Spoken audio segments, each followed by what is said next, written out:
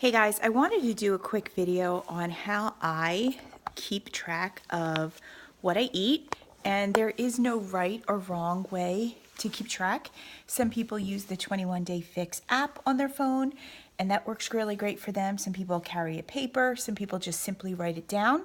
But I will say that if you're really trying to get results, and especially if this is the first time you're doing this, you need to do it, because I myself just realized that I was eating on the wrong containers, because it's like, once you do something for a while, you're like, that's how it's done. And then when you really want to get great results, you go back and you measure and you're like, oh, that's why. So I realized I was actually eating more fruit than I was supposed to be, which kind of is interesting. And so what I do, I work from home.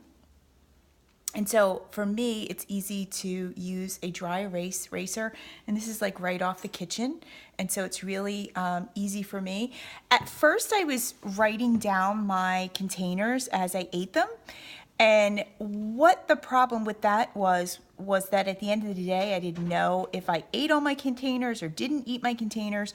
And so what I do now is I keep track of everything I'm supposed to eat. And so I'm on bracket C, because believe it or not, a lot of my people get results when I bump up.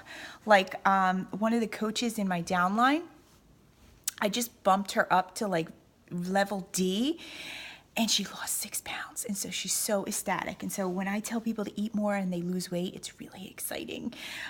So what have I eaten so far? So I have eaten my Shakeology. I put a whole bunch of spinach in my Shakeology, and then I put an avocado in my Shakeology. And so that's a blue. And so that's taken. I just ate my lunch. I'm a little behind, but I just had some shrimp.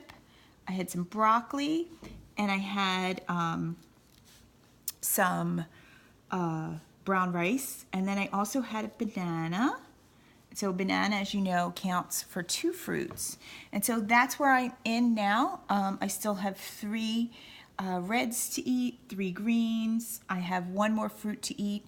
I have my yellows, I have an orange, and then I have all my teaspoons. My teaspoon sometimes is where I get in trouble, and so I have to make sure that I like add a teaspoon of coconut oil to like my oatmeal. Some of those teaspoons I use for almond butter. I don't use more than 2 teaspoons for almond butter, just because I have IBS, and I have learned that if I eat more than 2 teaspoons, that kind of aggravates my IBS, and so I have to be careful. And then sometimes at the end of the day, I actually take some Shakeology and mix it with some coconut oil, and it actually turns it into like a chocolate, and you can freeze it, and it actually works really good. So that's how I keep track. Let me know how you keep track.